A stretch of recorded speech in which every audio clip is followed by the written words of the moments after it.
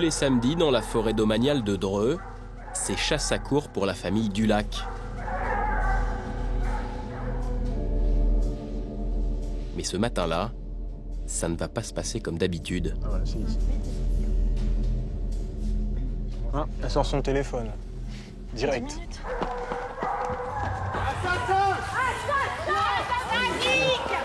Pourquoi vous tuez les animaux? Madame, pouvez nous expliquer pourquoi vous tuez les animaux? Charognard! Applaudissons les sous-hommes! Bravo! Dégagez là! Bande de pétasses!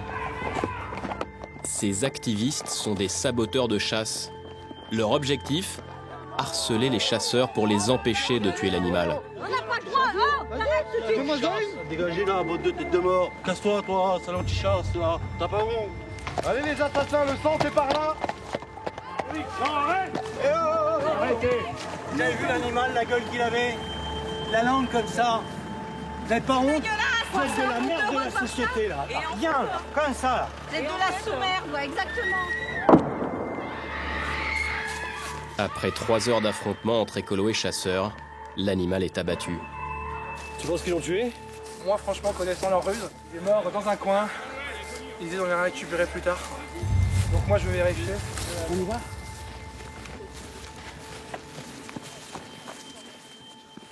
Oh putain! Oh putain! Oh putain! Bon, les filles, elles dégagent.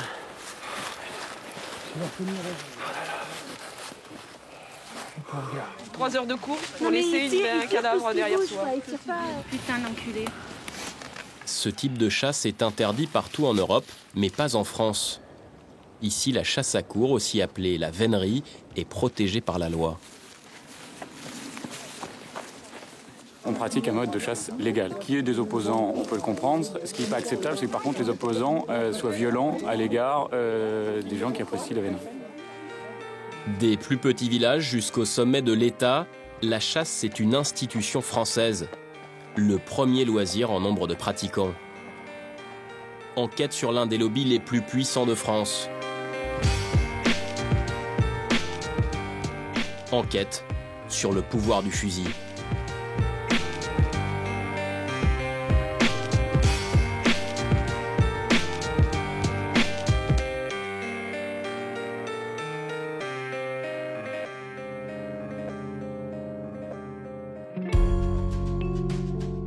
Pendant toute notre enquête, nous avons été suivis à la trace par le monsieur communication de la Fédération nationale des chasseurs.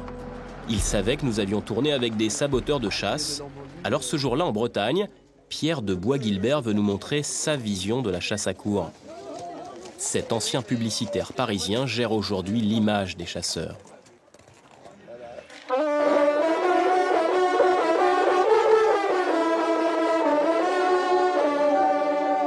L'une de ses missions, c'est de démocratiser la chasse à courre. Alors pendant toute la journée, il va tenter de nous convaincre que c'est un loisir sympa et ouvert à tous. Ah mais c'est tous les artisans du secteur qui chassent ici, là, évidemment. Maintenant, le menuisier, on a eu le carreleur. C'est vrai que la vénerie, contrairement à ce qu'on peut penser, c'est pas fermé, c'est pas... C'est sympa. Tu veux du personnel pour le... Enfin, moi, j'ai pas de personnel, que j'ai pas les moyens. Hein. La chasse à courre reste pourtant un loisir coûteux. Les chiens, les chevaux, le matériel, le fonctionnement d'un équipage peut coûter jusqu'à 150 000 € par an. Ça, filmer ça va être joli, ça. Les chiens, pas moi. Pratiquée encore aujourd'hui comme au temps des rois, cette chasse a le vent en poupe.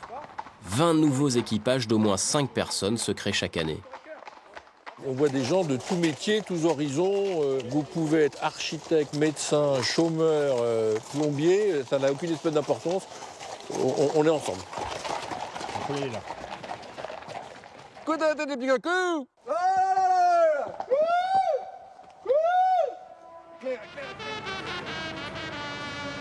L'étrange ballet va durer 6 heures. Des voitures de spectateurs suivent des chasseurs qui suivent une meute de chiens qui suit une bête sauvage. Taillot, chèvre, une chevrette. Un animal que peu d'humains verront de leurs propres yeux ce jour-là. Je comprends que ça puisse paraître bizarre de mettre tant d'énergie, tant de passion, tant de gens, tant de chiens, tant de chevaux, tout ça pour courir derrière un chevreuil. Mais nous, ça nous passionne. même les gens qui n'aiment pas ne peuvent pas ne pas admettre que ça fait partie de la culture très très forte de ce pays. À la chasse à courre, pas de fusil. La seule arme, c'est cette meute de chiens qui poursuit le chevreuil jusqu'à son épuisement total. Un combat inégal pour les écolos. Sur Internet, les associations de protection animale diffusent ces vidéos qui montrent une autre image de la chasse à courre, celle de la mise à mort. Ce jour-là, dans ce village de l'Aisne, la course-poursuite se termine dans le jardin d'un particulier.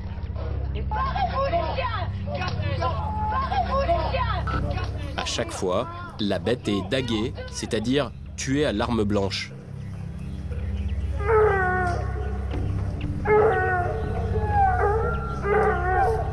C'est vrai qu'aujourd'hui, il n'y a pas Le poids de l'image, le choc des photos, l'émotion, l'instantanéité, la rapidité. Alors on porte des jugements à l'emporte-pièce. C'est cruel de courir derrière un animal. Voilà. Ce que vous voyez aujourd'hui sur ce chevreuil qui sera pris ou pas pris, j'en sais rien, ça n'est ni plus ni moins que la réplique de l'ordre naturel. Alors ce qu'on nous reproche, nous, on dit oui, mais Loulou, il fait ça pour te nourrir, vous faites ça parce que c'est votre plaisir. C'est ça le problème. Eh bien oui, moi je le dis franchement, notre plaisir, c'est de voir et d'entendre chasser nos chiens. En Allemagne, en Belgique, aux Pays-Bas, la chasse à courre est interdite par la loi. Dernier exemple en date, le Royaume-Uni. L'abolition y est décrochée de haute lutte en 2005 par les Hunt Saboteurs, un mouvement d'activistes écolos radicaux né à la fin des années 80. En France, ce sont les chasseurs qui ont gagné la bataille. L'État protège désormais la chasse à courre. Un décret du 4 juin 2010 crée le délit d'obstruction à la chasse. Bloquer une chasse à courre, c'est risquer une amende de 1 500 €, un document signé par le Premier ministre de l'époque, François Fillon. Une victoire de plus pour les chasseurs français. On attire l'attention du législateur et des pouvoirs publics et disant écoutez, qu'est-ce qu'on fait? Faites quelque chose parce que ça va mal se terminer.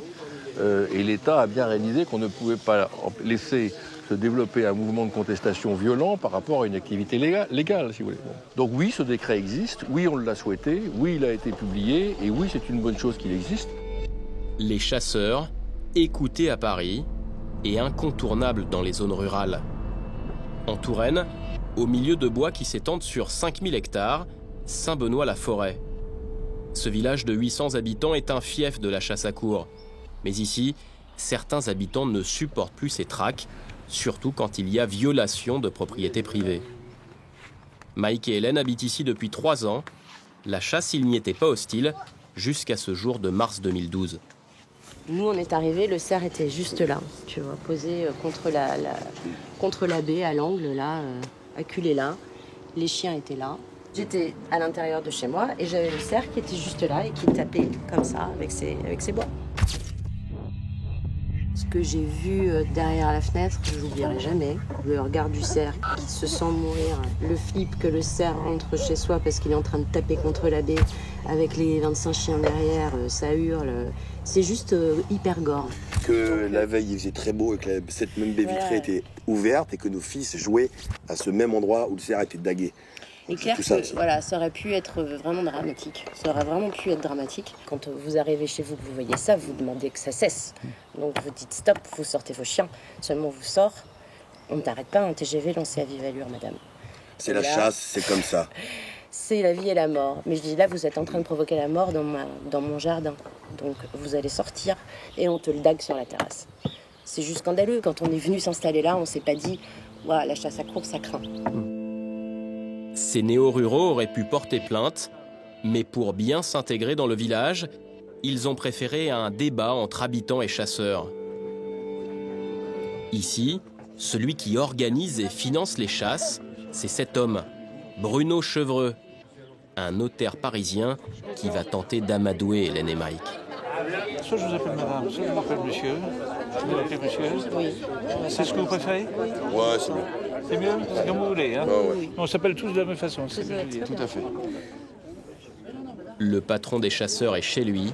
On va vous proposer d'entrer, messieurs, dames. Le maire du village va se contenter d'ouvrir les débats.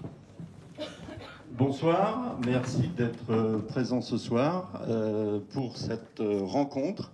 Donc je vais passer la parole. Et un verre de l'amitié après. Voilà, et un verre vous sera offert tout à l'heure par Monsieur Chevreux. On est bien obligé de cohabiter avec les chasseurs. Quand on voit les chevaux passer, on appelle les enfants, venez voir, c'est une tradition, c'est des coutumes, c'est super. À partir du moment où on ne vient pas contre mes fenêtres faire de la boucherie, c'est super, voilà. Il aurait pu y avoir quelque chose de dangereux, mais n'empêche que ça n'a pas eu lieu, il n'y a eu aucun bruit de quelque nature que ce soit, il y a eu donc des dérangements. Alors ensuite, on peut se poser la question, est-ce que c'était bien ou mal de l'avoir dagué ? Moi, je vais vous donner mon sentiment, je pense que c'était mieux de l'avoir fait. Sur cet incident-là, la personne qui devait arrêter les chiens n'a pas souhaité le faire. Voilà, c'est là où ça nous a posé tous un très gros problème. Comment faites-vous pour les arrêter en temps normal ? Eh bien justement, c'est ce que je vous ai dit tout à l'heure, je les dresse. Non, mais à quel moment vous allez dresser ceux qui vont donner l'ordre de rappeler les chiens ? À Saint-Benoît-la-Forêt, dans le camp des opposants, il y a même des agriculteurs. Vous chassez en forêt, mais quand vous êtes rendu chez les particuliers, comme vous dites chez les paysans, parce que les paysans, ils ne sont pas plus cons que les autres. Je suis paysan, moi. Mais je connais quand même mon territoire de chasse, je sais où que je suis. Mais vous ne savez pas où vous êtes. Il ne faut pas confondre la forêt et les particuliers. Ce jour-là, les chasseurs le promettent, leurs parties de chasse seront mieux encadrées. Le notaire parisien a gagné, il pourra tranquillement continuer à chasser jusqu'à la fin de la saison. Nous ne pouvons pas intervenir vis-à-vis de la vénerie. Je n'ai pas la possibilité de faire interdire la chasse à courre sur le territoire domanial. Qu'avez-vous à répondre aux riverains qui ont l'impression de subir la chasse à courre ? J'ai rien à répondre. J'ai à répondre qu'il faut qu'on apprenne à vivre ensemble. C'est une tradition, parce que c'est une passion, et que des gens ont besoin de s'exprimer au travers de ce type de culture. Dans cette guerre de territoire, les chasseurs gagnent souvent la bataille. Car en Europe, la France est numéro 1 en nombre de pratiquants, 1,3 million de chasseurs. L'Hexagone compte 80 000 sociétés ou clubs de chasse, c'est 3 fois plus que le nombre de communes françaises. La chasse, c'est la plus grosse fédération nationale derrière le football. L'un des fiefs de cette chasse populaire, c'est le Pas-de-Calais. Depuis la Révolution française, la chasse c'est le loisir préféré dans les campagnes. Avant 1789, c'était un privilège de l'aristocratie. À Merlimont, sur les côtes de la Manche, la battue au fusil se termine souvent dans les dunes. Allez, vas-y, va chercher. Allez, prends-le, allez, du bel. Ce jour-là, le seul homme non armé, c'est Xavier Crété, le rabatteur. Il chasse 3 fois par semaine au minimum depuis plus de 20 ans. Sa mission, repérer le gibier et le diriger dans la ligne de mire des tireurs. Là, t'es le roi du monde, là, tu vois. Là, t'es le roi du monde. Hein, c'est des moments magiques, ça. C'est des moments magiques. Hein, c'est... Quand on a la chance. Là viens, là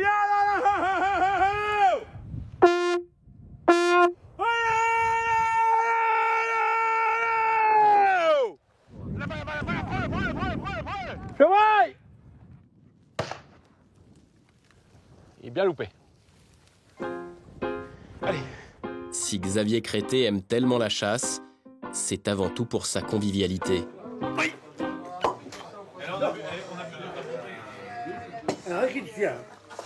Bon, faut prendre des forces parce que on fait qu'une traque ce matin. C'est pas beaucoup. Hein. L'après-midi, il faudra qu'on aille un peu plus vite. Hein. Après ce déjeuner bien arrosé, les chasseurs repartiront en battue. Avec leurs fusils, ils vont rester dans la nature jusqu'à la tombée de la nuit. Ça se passe comme ça tous les jours, un peu partout en France, sans problème, ou presque. Les accidents de chasse font fréquemment les gros titres de la presse régionale. Les balles perdues sont parfois mortelles. Un chasseur qui tue son fils de 9 ans à Béziers, le coup est parti par accident alors que son fusil était bloqué dans les barbelés. Le guitariste d'un groupe de rock lillois tué d'une balle dans la carotide, il était au volant de sa camionnette alors qu'il rentrait de tournée. Le cas se répète dans l'Oise quelques mois plus tard. Cette fois, la femme de l'automobiliste tué évite l'accident en reprenant le volant in extremis. Bilan l'année dernière, 140 accidents de chasse dont 16 morts.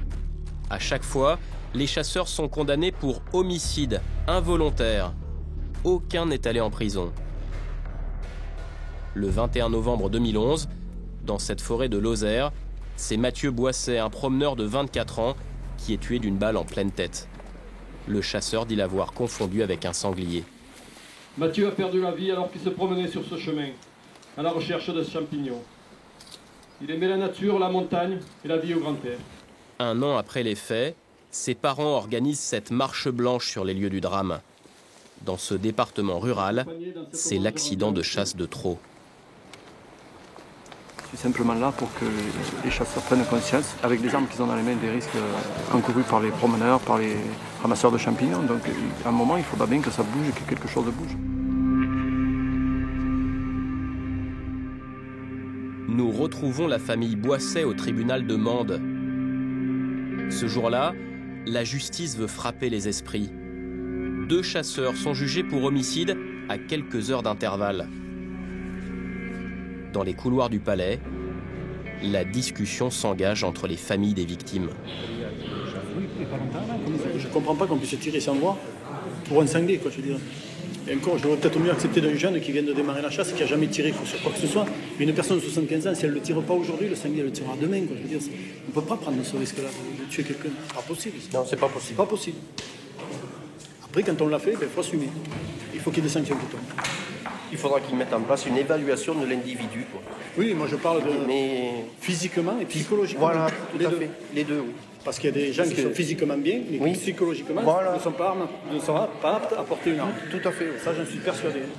Le chasseur qui a tiré sur Mathieu Boisset, le voici. C'est cet homme de 76 ans qui voit et entend mal, mais que rien n'empêche de continuer à chasser. En France, plus de la moitié des chasseurs ont plus de 55 ans.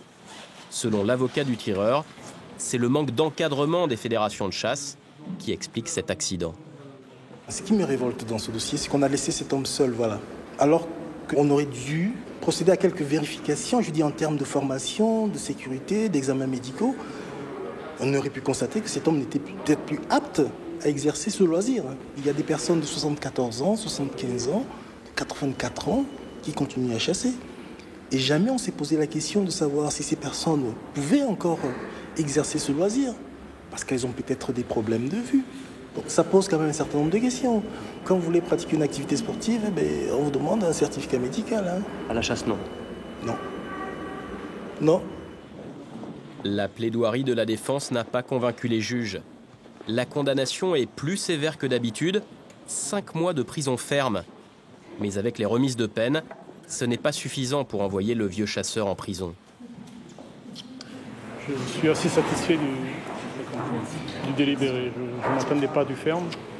Bon, je ne demande pas ce qu'il aille en prison, mais qui est du ferme, je suis content. Je suis satisfait parce que pour les autres chasseurs, ça peut être un peu dissuasif, un petit peu dissuasif. Ces accidents de chasse à répétition, ça exaspère le procureur de Mende. La loi est selon lui trop laxiste avec ce loisir dangereux. Un exemple frappant, conduire en état d'ivresse, c'est interdit, mais chasser en état d'ivresse, c'est autorisé. L'état de la loi actuellement ne permet pas de sanctionner le comportement d'un chasseur qui chasse en ayant bu. En gros, si on ne se fait pas attraper, on n'a rien.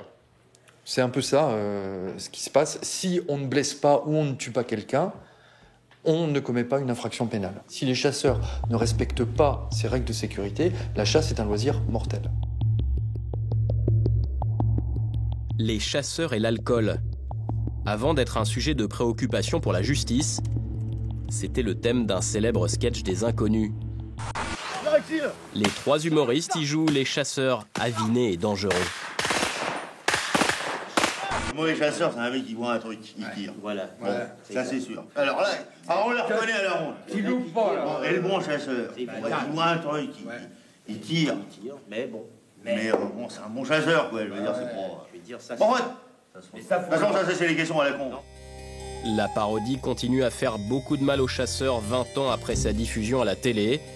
Le sketch a été vu près de 4 millions de fois sur le net. Pour faire oublier cette image, les chasseurs mettent le paquet. Le plus grand événement européen consacré à ce loisir est organisé chaque année dans le Loir-et-Cher. 70 000 visiteurs en 3 jours pour ce Game Fair. Traduction, le salon du gibier.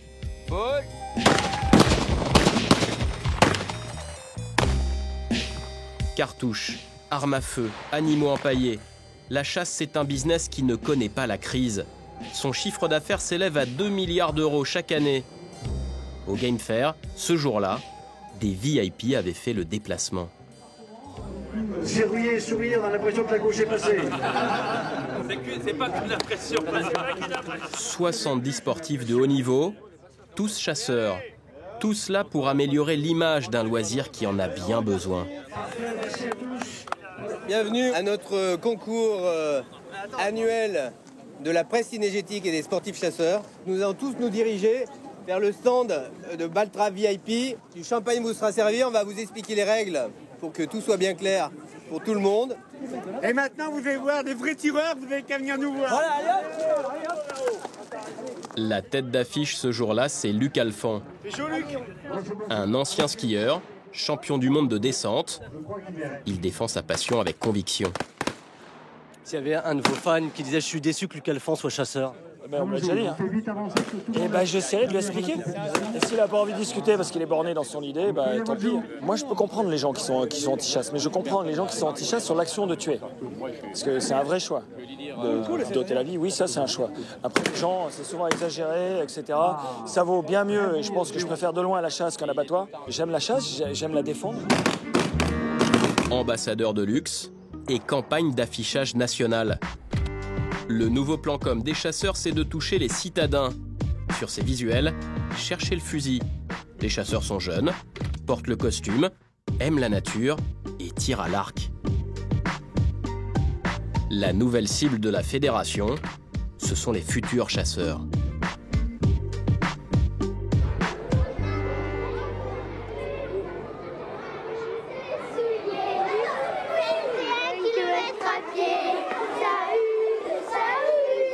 Ce jour-là, dans l'arrière-pays varois, ces élèves de primaire ont rendez-vous dans la salle polyvalente du village.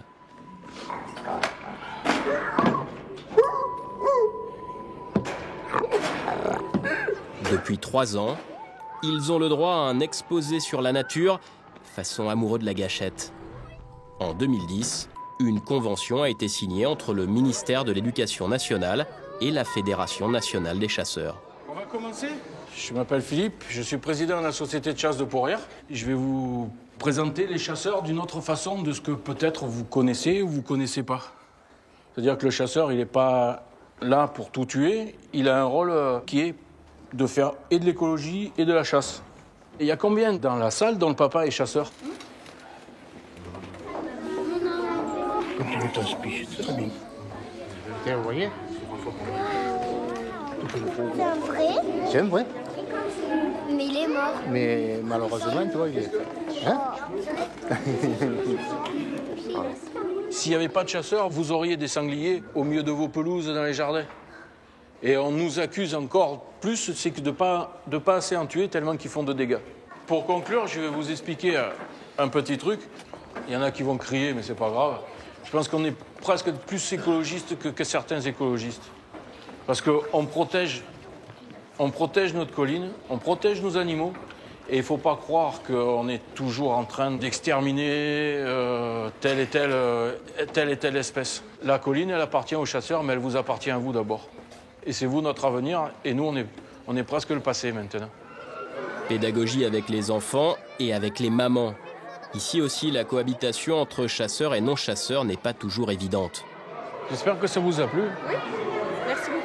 Il y a beaucoup de mamans qui viennent et me disent « je me suis fait tirer dessus » ou « les plans sont tombés dans la... » Je dis « si vous le voyez, vous le prenez en photo. » Moi, je les photos. Après, je le convoque. C'est que comme ça qu'on peut vivre normalement et en bon voisin, si je peux m'exprimer ainsi. On a l'image effectivement des chasseurs qui tuent les animaux. Et en fait, on voulait donner une autre image. Il s'avère que sur Port-Rière, ce sont aussi ces chasseurs qui protègent la forêt, qui donnent à manger aux animaux, qui déboisent. Ce sont les chasseurs qui vous ont sollicité? Oui, c'est l'association de chasse qui nous a sollicités. La chasse, incontournable du plus petit des villages jusqu'au plus haut sommet de l'État. Le symbole de cette chasse très politique, c'est le domaine de Chambord. Un château construit au XVIe siècle pour assouvir la passion de François Ier. Après les rois, les présidents de la République. Le général de Gaulle crée les chasses présidentielles en 1958. Sur ce cliché, il se met en scène au milieu de ses trophées. À partir de 1969, Georges Pompidou perpétue cette tradition. Il va faire de Chambord une arme diplomatique et économique. Le président chasseur y reçoit des dirigeants étrangers et des capitaines d'industrie. Monsieur Georges Pompidou, président de la République, a chassé en forêt de Chambord. Sur les 14 sangliers abattus, le président Pompidou en inscrit 4 à son actif. En 1974, Valéry Giscard d'Estaing, lui aussi chasseur, y invite des rois, comme ici l'espagnol Juan Carlos. À gauche aussi, on apprécie les fastes monarchiques de Chambord. Dès 1981, le premier président socialiste de la Ve République, François Mitterrand, devient un habitué des lieux. Le vrai président qui a relancé les chasses et qui en a fait quelque chose de somptueux, c'est François Mitterrand, qui n'était pas du tout chasseur, qui d'ailleurs même n'aimait pas les chasseurs. Il les appelait les viandards, il avait du mépris au fond pour eux, mais il savait combien c'est important dans les relations politiques. On lâchait 4000 faisans, il y avait des gardes-chasse en livrée qui étaient là lors du tableau de chasse le soir devant le château de Chambord. C'était à la fois très beau et en même temps très sanglant. Chambord, un symbole trop France d'en haut pour Jacques Chirac, le président de la fracture sociale en 1995. Sa fille Claude voudrait convaincre son père de désactiver le comité des chasses présidentielles. Il se contentera de changer son nom. Les VIP continuent de défiler, mais désormais on parle de battue de régulation. Sous Nicolas Sarkozy, c'est Pierre Charon qui dirigeait le domaine. Je vous écoute. C'est quoi la différence entre une battue de régulation et une chasse présidentielle? Ça dépend à quel moment on démarre l'interview. Quand vous voulez. Quand vous voulez. Alors, disons-le. Si. Quelle est la différence entre une battue de régulation et une chasse présidentielle? C'est parfois un pléonasme. 4 fois par an, les grands chasseurs du monde entier viennent, se croisent, et on a un moment de convivialité. Vous croisez les gens que vous n'aurez jamais l'occasion de voir dans votre vie ou de revoir. Seule la chasse vous permet ça. Alors, à quoi ressemble ce mystérieux domaine de chasse pour VIP? Comment y sont reçus nos hôtes de marque? Donc là, on rentre vraiment dans la partie, on va dire, sanctuaire du domaine. Ce lieu secret, Christian Gambier a accepté de nous le faire découvrir. Il est garde-chasse à Chambord depuis plus de 20 ans. Cette réserve, grande comme Paris, a rarement été filmée par une équipe de télévision. Je vais peut-être les voir là dans le layon. Là. Préparez-vous là. Ah ouais, super. Durant l'hiver, cette tranquillité peut être, on va dire, perturbée par quelques chasses, quoi. Au milieu de la forêt, un refuge d'apparence rustique. C'est là que depuis 40 ans, les VIP viennent se reposer et se restaurer entre deux battues. Quand vous venez ici en plein hiver, que les tables sont installées, il fait froid dehors, vous avez un bon feu de cheminée, les tables sont prêtes, la soupe est chaude et c'est vraiment un moment de convivialité, quoi. Qui vient ici, par exemple? Ah ben là, je peux pas vous dire, non, il faut respecter l'intimité des gens, mais bon, c'est sûr qu'il y a eu des très, très, très beaux moments de chasse qui ont été vécus ici, quoi. Pourquoi cette gêne quand il s'agit de donner des noms? Mais parce que je pense que Chambord est un milieu en même temps protégé et que, voilà, je tiens pas non plus, moi, à divulguer les noms, c'est pas mon rôle. Les chasses de Chambord et leurs invités, un sujet tabou. Le conservateur du château est intarissable sur l'histoire du domaine, mais faut pas être trop curieux.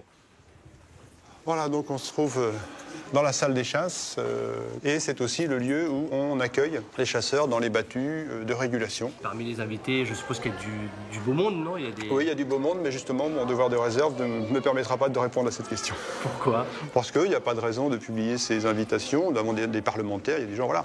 Écoutez, là, ça va être off de ce que vous êtes en train de tourner. Si vous continuez sur ce sujet-là, on arrête tout de suite. D'accord. D'accord? Moi, je n'ai pas l'autorisation du DG de... Enfin, on ne m'a pas demandé, on ne m'a pas dit que vous alliez me poser ces questions-là. Donc moi, si j'ai besoin de répondre à votre question, je consulte mon DG avant de savoir. Si vous me demandez la liste nominative des invités... Les noms des VIP de Chambord, ça reste top secret. On ne fait pas un communiqué de presse quand on invite chez soi à dîner. C'est une invitation à dîner ou à déjeuner, moi, que je faisais. C'est la même chose. Historiquement, ça m'a été transmis et je l'ai transmis à mon successeur, Larcher. C'est pareil. Je recevais, pas comme Châtelain, pas non plus, mais je recevais de façon conviviale tout le monde. C'est une façon parfaite de convier quelqu'un qui n'est pas fréquentable, parce que personne ne le remarquera. Il y a évidemment beaucoup de dictateurs qui sont venus chasser. Mobutu venait, Bongo est venu 1000 fois, Hafez el-Assad est venu plusieurs fois. Tout ça, en fait, ça relève pas seulement d'un loisir ou d'un hobby, ça relève vraiment d'un jeu de pouvoir. Et c'est comme ça qu'il faut le regarder. La chasse récente la plus controversée remonte au 14 décembre 2007. Mouammar Kadhafi n'est pas reçu à Chambord mais à Rambouillet. Le dictateur libyen exige qu'on lui ouvre le domaine et qu'on lui organise un lâcher massif de gibier.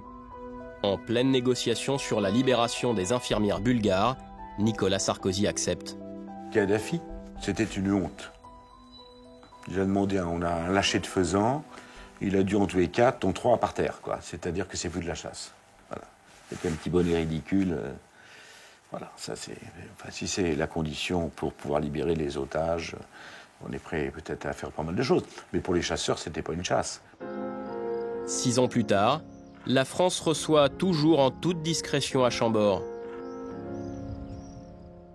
Chambord, est-ce que ça sert encore à quelque chose?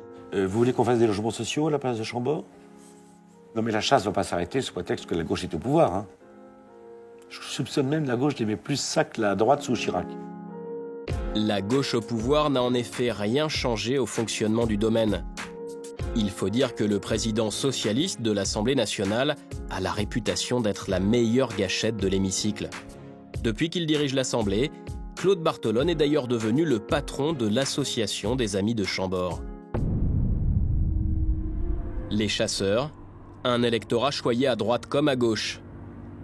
Manif monstre dans le Pas-de-Calais, une terre socialiste. Toutes les fédérations de chasse du nord de la France sont là pour une démonstration de force. On est là, on est chasseurs, on défend notre cause. Nos pères, nos grands-pères, ils ont chassé. Donc on est là pour ça, nous. Mettre la pression sur les politiques, c'est leur spécialité. Ce jour-là, 1500 chasseurs sont dans la rue pour dénoncer la réduction du nombre de jours de chasse autorisés. Les chasseurs de France en ont marre d'être humiliés par les dogmatismes politico-écologistes de France. Qu'on nous laisse gérer nos territoires, qu'on nous laisse gérer nos espèces, comme on le fait depuis des décennies. On n'a pas de leçon à recevoir, ni de Paris, ni de l'Europe. Ambiance sortie de stade de foot avec pétards, fumigène, bière et vin rosé. Il est à peine 10h du matin.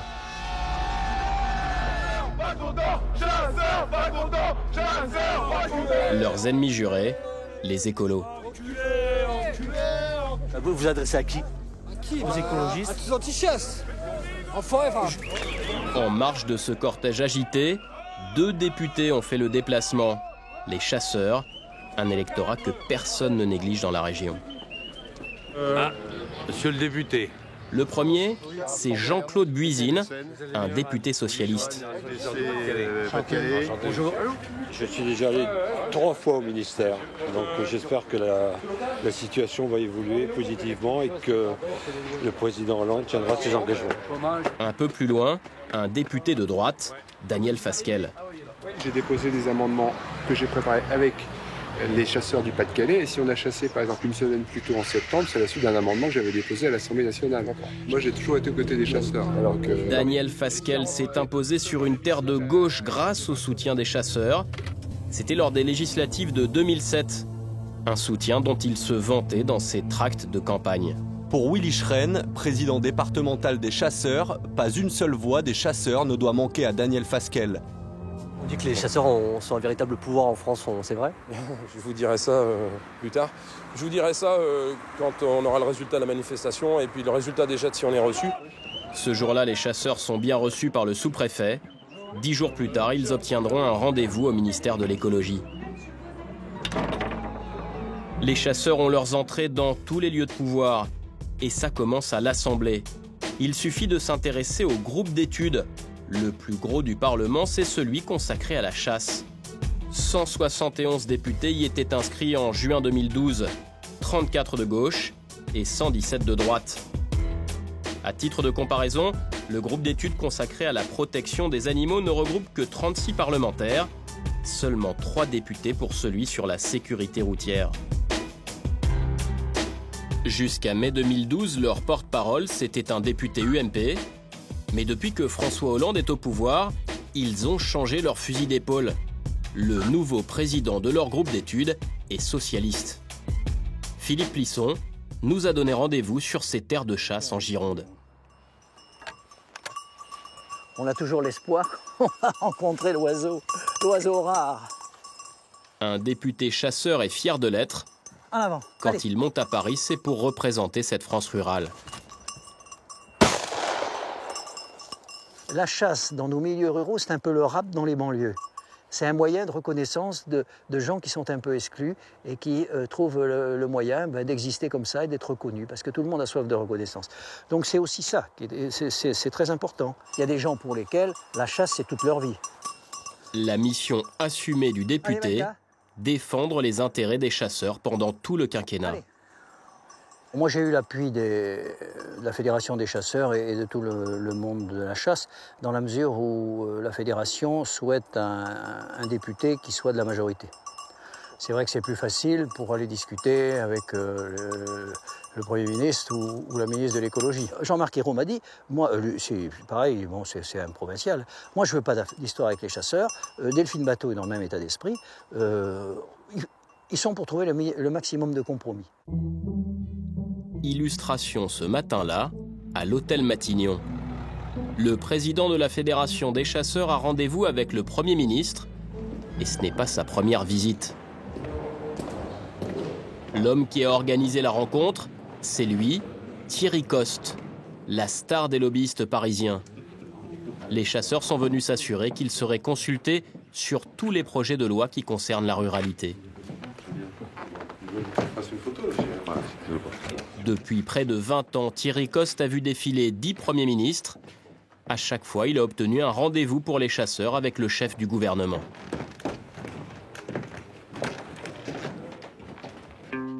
Matignon, c'est au 57 rue de Varennes. Dans la même rue, à seulement 200 mètres, il y a le bureau de Thierry Coste. Voilà, c'est ici l'épicentre du lobbying de la chasse. C'est ici, enfin je pense que c'est beaucoup plus à l'Assemblée nationale et au Sénat que dans mon bureau. Sur ses étagères, son tableau de chasse. Les textes qu'il a fait passer sont classés dans ses dossiers, les présidents aussi. De Nicolas Sarkozy, comme on l'a vu, il a obtenu la protection de la chasse à courre et la possibilité pour les chasseurs d'intervenir dans les écoles. 5 ans plus tard, il fait encore plus fort avec François Hollande. Il a pris des engagements assez clairs en matière de chasse, ce qui est normal puisque que je les trouve clairs puisque j'ai contribué à leur rédaction avec François Patria. Ça veut dire quoi? J'ai écrit les engagements de François Hollande sur la chasse. Vous avez bien entendu. Isabelle, tu peux me passer la lettre de François Hollande au président de fédération? Je te l'ai redonnée. Thierry Coste aurait tenu la plume de François Hollande.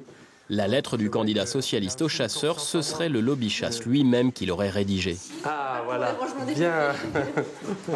Voilà. J'ai confirmé que la chasse et la pêche sont à mes yeux de véritables atouts écologiques, sociaux et économiques pour nos territoires ruraux, qu'il faut non seulement préserver, mais aussi développer. On ne peut pas être plus clair sur la volonté que le futur président pouvait avoir. Mais ce sont vos mots. Ce sont les mots que j'ai soumis et qui ont été validés par François Hollande. Quand vous les avez côtoyés pendant de longues années, même s'ils étaient dans l'opposition, le jour où ils rentrent en campagne, vous avez toujours accès. Donc c'est plus facile. Sa stratégie d'influence, Thierry Coste la pousse très loin. Démonstration au Sénat ce jour-là. Le lobbyiste cherche même à convaincre son pire ennemi. Il a rendez-vous avec le patron du groupe Vert, Jean-Vincent Placé. On a 3 minutes en tête à tête. Pourquoi ? J'ai 2 sujets à voir avec toi. J'ai dit que tu étais champion du monde des lobbies rurales. Voilà. Je pense qu'il faut qu'on soit assez malin. Alors, à défaut de l'être au niveau des organisations, il faut qu'on le soit au niveau des parlementaires. C'est pour ça que moi je viens de voir. Parce que je crois qu'on peut bâtir des stratégies communes. Moi j'ai vu dans l'Oise où il y a énormément de zones périurbaines, les chasseurs et les randonneurs s'entendent très bien. Sauf qu'il faut accepter le dialogue, c'est-à-dire qu'il faut que chacun progresse un coup. Ça, je sais que je peux compter sur toi. Voilà, Thierry. Ok. Il est convaincant, Monsieur Coste ? Monsieur Coste, c'est un garçon qui est intelligent, qui connaît très bien ses dossiers, qui par ailleurs est un très bon communicant. Donc il ne met pas toujours son talent dans de justes causes, mais il est efficace. Qu'est-ce qu'elle dirait, Madame Voynet, si on voulait discuter avec le lobbyiste des chasseurs ? Vous savez quoi ? Vous allez la voir. Voilà. No comment. Et bonne journée. Hein ? Excellent. Dominique Voynet. C'est la seule ministre de l'écologie à s'être opposée frontalement au lobby de la chasse. J'ai bien compris qu'il n'y avait dans cet hémicycle que d'excellents chasseurs qui ne se trompaient jamais. N'empêche, le rapport Lefebvre montre... Ministre sous Lionel Jospin, en 2000, elle propose l'instauration du mercredi sans chasse pour les promeneurs et la création d'une fédération nationale censée contrôler ce loisir potentiellement dangereux. Nous sommes dans une phase d'examen de ces propositions. Les débats sont tendus, le monde de la chasse est à cran. 100 000 chasseurs montent à Paris pour une manif géante. Leur cible, c'est la ministre écolo, Dominique Voynet. Cette fois-ci, on est venu sans les fusils, mais on a tous des fusils à la maison. Et nous, la chasse, c'est notre liberté. Malgré cette mobilisation, la loi est votée à l'Assemblée. Un succès donc, a priori, pour Dominique Voynet, mais elle a refusé de répondre à nos questions. Un de ses anciens conseillers nous explique pourquoi. Au final, cette loi qui se voulait et qui a fait peur aux chasseurs pendant longtemps, elle n'a fait que renforcer le poids, on va dire, du système chasse, notamment avec la création de la Fédération nationale des chasseurs. C'est une loi qui se voulait celle du rééquilibre, portée par une ministre verte, donc normalement pas spécialement favorable au monde de la chasse. Et au final, les grands gagnants, c'est le monde de la chasse. En 2002, changement de majorité et changement de ton à l'Assemblée. À chaque fois que la chasse recule, c'est le Coca-Cola qui s'avance.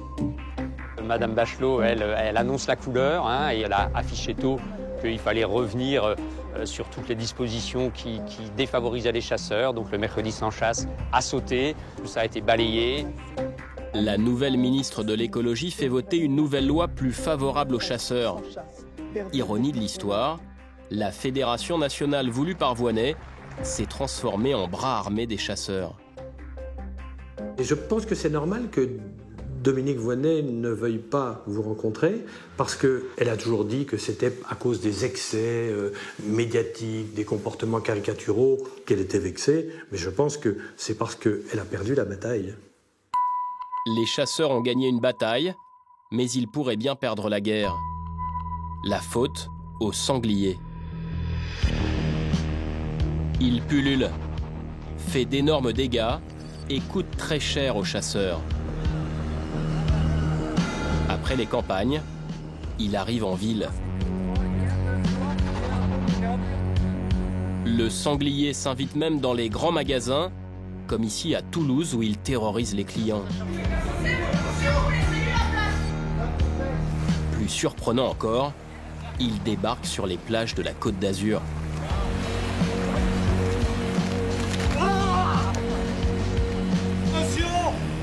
Des motards qui filmaient leur virée en ont aussi fait les frais.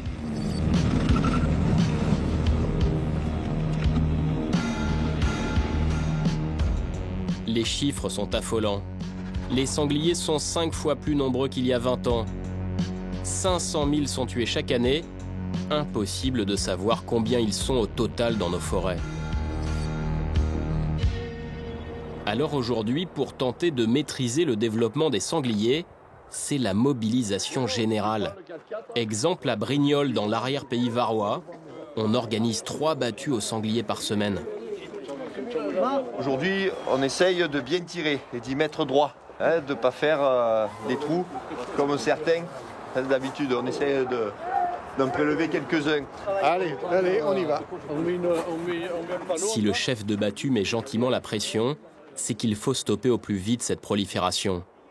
Le président de la Fédération des chasseurs du Var l'admet, les sangliers ont échappé à leur contrôle. Et les sangliers sont arrivés un peu, disons, contre toute attente. Hein. On ne pensait jamais que le sanglier prenne un développement comme ça. Et après, une fois que la population a explosé, vous savez, pour arriver à la réduire, c'est difficile. Hein. La situation, elle est sous contrôle, là? Mais sous contrôle, on ne peut pas dire qu'on soit véritablement sous contrôle. Le gros problème avec cette population de sangliers, ce sont les dégâts qu'elle provoque. 15 000 collisions avec des véhicules l'année dernière. Les sangliers saccagent les exploitations agricoles et les propriétés privées. Bilan, 30 millions d'euros de dégâts en 2012. Et ce sont les chasseurs qui doivent régler la note. Pour comprendre pourquoi, il faut retourner 40 ans en arrière. En 1969, ils obtiennent le privilège d'être les seuls à pouvoir tirer sur le gibier. En échange de ce monopole, ils sont tenus de rembourser tous les dégâts causés par les animaux. Aujourd'hui, le deal s'est retourné contre eux. Dans le Var, par exemple, la fédération a dû payer 1 million d'euros de dégâts cette année. Okay. Là, ils ont tiré au sanglier. En tirer le maximum, c'est devenu une obsession. 2 sangliers au tableau de chasse ce jour-là, c'est loin d'être suffisant pour stopper la prolifération. Les spirales d'augmentation des dégâts que l'on se trouve depuis maintenant quelques années, les fédérations, certaines fédérations, et à terme toutes ne tiendront pas. Hein. On ne peut pas annuellement augmenter les cotisations en fonction de dégâts qui se chiffrent maintenant à plus d'1 million d'euros de dégâts pour un département. Si on ne chasse pas plus, on va à la catastrophe. Une catastrophe potentielle qui leur a permis d'obtenir de l'État 3 mois de chasse supplémentaires.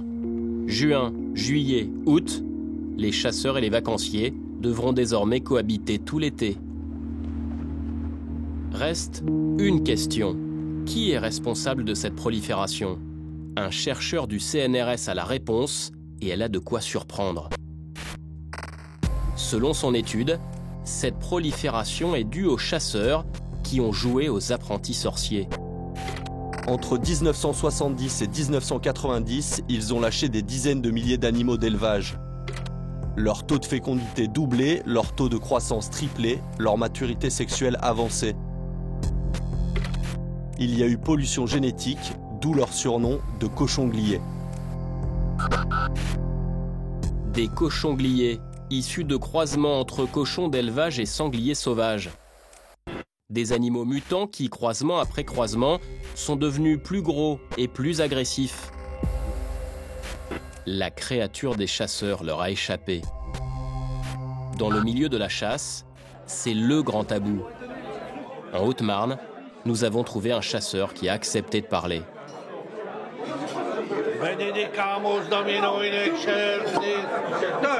François Gelet dirige une chasse privée réputée. En fin de banquet, il passe aux aveux. Les sangliers mutants, c'est la connerie des chasseurs. Les chasseurs ont toujours voulu plus. Et quand ils n'avaient très peu de sangliers, ils ont trouvé l'astuce de développer les populations de sangliers en les croisant avec des porcs, en disant que c'était plus facile. Mais c'est une erreur fondamentale. Une erreur fondamentale que les chasseurs tentent désormais de réparer. À Châteauvillain, dans la Haute-Marne, des scientifiques étudient ce drôle d'animal mutant. Attends, je vais t'aider. Serge Brandt autopsie et analyse des sangliers depuis plus de 20 ans.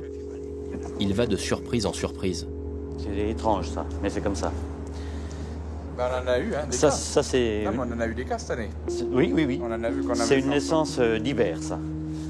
Pas une date normale de naissance. Oui, voilà.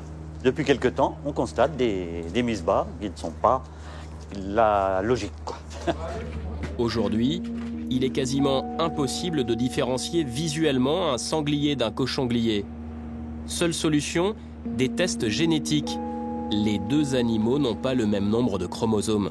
Ça nous permet de déterminer la pureté de l'espèce. Est-ce qu'on a affaire au sanglier de souche pure à 36 chromosomes ou est-ce qu'il y a un pourcentage de croisement? Malheureusement, il existe des bêtises qui ont été faites de lâcher d'animaux d'élevage qui ont pu se croiser avec des sangliers purs. La génétique nous permettra de le déterminer. Cette prolifération des sangliers coûte cher aux chasseurs, mais elle fait aussi leurs affaires. Avec des périodes de chasse plus longues et plus de gibier, les fédérations font de nouvelles recrues. Depuis 5 ans, le nombre de chasseurs est en hausse de 10%. En France, le pouvoir du fusil a encore de beaux jours devant lui.